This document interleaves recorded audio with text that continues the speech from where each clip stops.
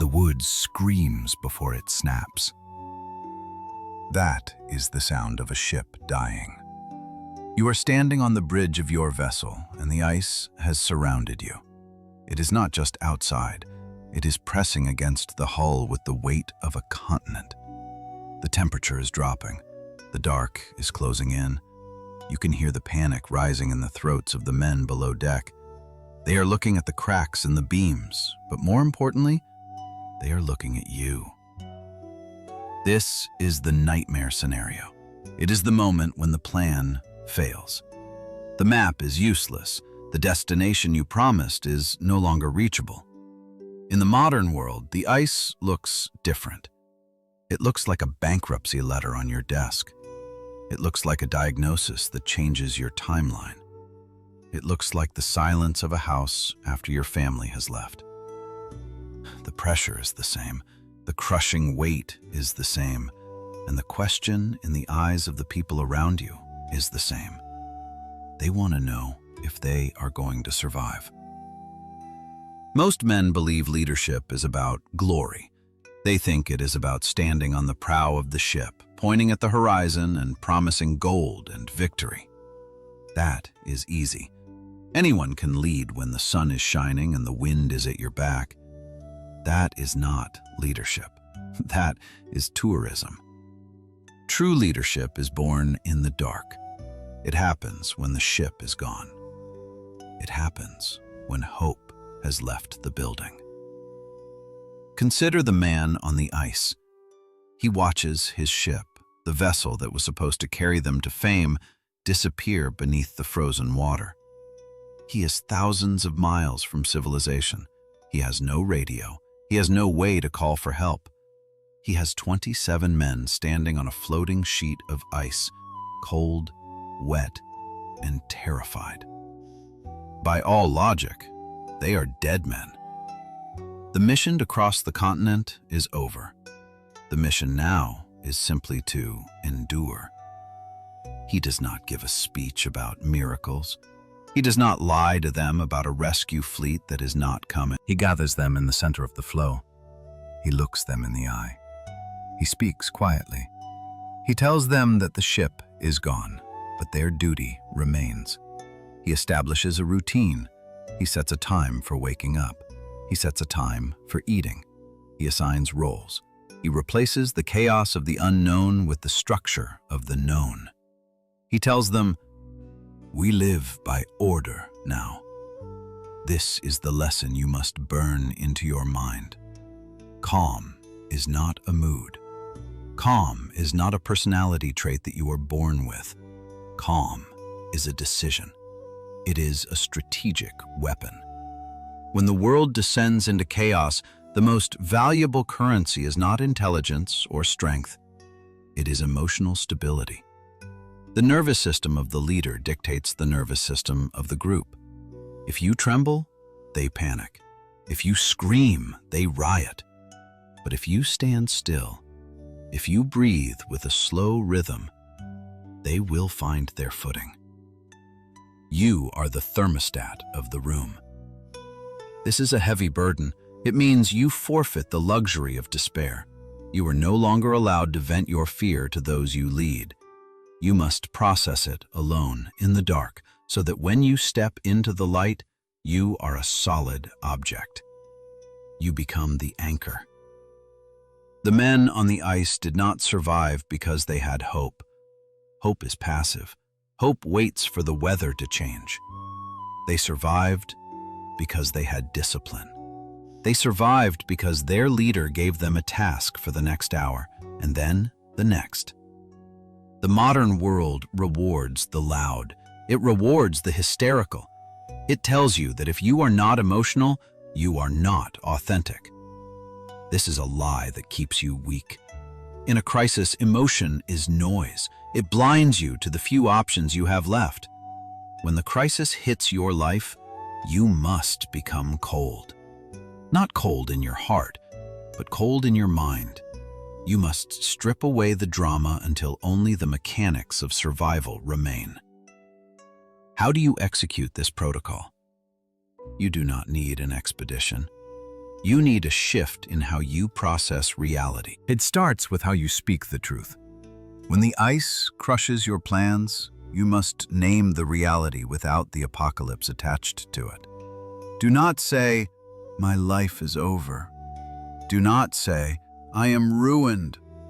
These are stories. These are emotional interpretations. Instead, use plain words. I have lost my income. I am alone in this house. The project has failed. These are facts.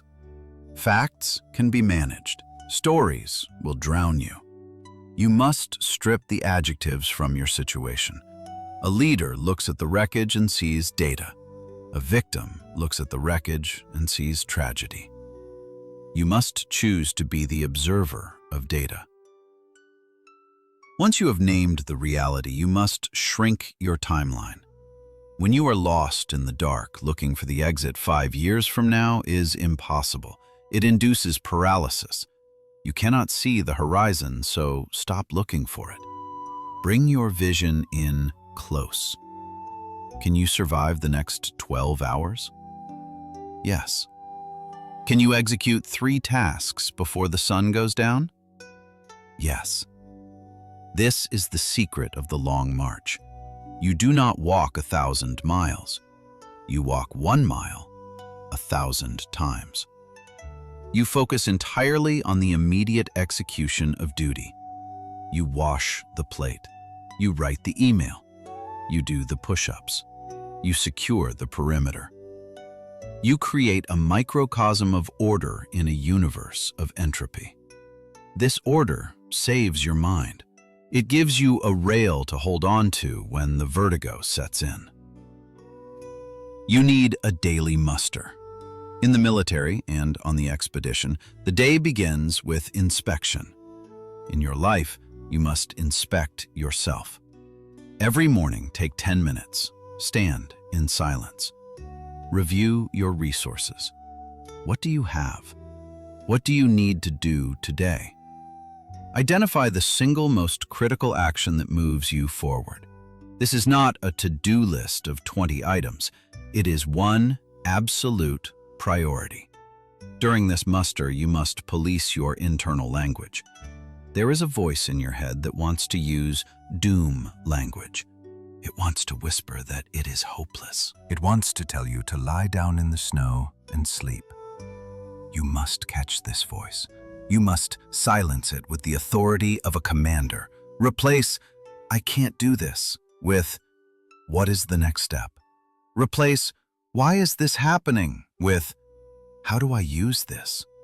You are rewriting the operating system of your mind in real time. There is a myth that you must be broken. The myth says that a good leader is always soft, always vulnerable, always sharing his feelings. There is a time for connection, yes, but in the storm, vulnerability without competence is just negligence. Your family, your team, your tribe, they do not need you to weep with them. They need you to build a shelter. They need you to light a fire. They can cry later when they are safe. Your job is to make them safe. Compassion is not sharing someone's panic. Compassion is lifting them out of it. By keeping your head when everyone else is losing theirs, you are performing the highest act of service. You are providing a solid surface in a liquid world. You are showing them that the chaos can be contained. This path is lonely. The leader who carries the weight of the ice does not get to lean on others. He is the pillar. This is the price of the code. You sacrifice your right to collapse so that others can stand. You absorb the shockwaves of the world so that your home remains still. It is a quiet suffering. You will not get a parade. You might not even get a thank you. But you will get something more valuable. You will get the knowledge that you are formidable. When the expedition finally returned, when the men were safe, they looked back at the ice. They realized that the thing that saved them was not the equipment. It was the refusal to surrender to the drift. It was the daily, grinding commitment to order. They survived because one man decided that they would not die today. You are that man. The ice is cracking around you right now. You can hear it. The easy life you planned is gone. The guarantee is void. You have two choices. You can dissolve into the panic, blame the weather, and sink with the ship, or you can stand up, smooth your coat, and look the disaster in the eye. You do not need hope to take the next step. You do not need a promise of victory to keep walking. You only need the discipline to put one foot in front of the other. The storm does not care about your feelings, and neither should you.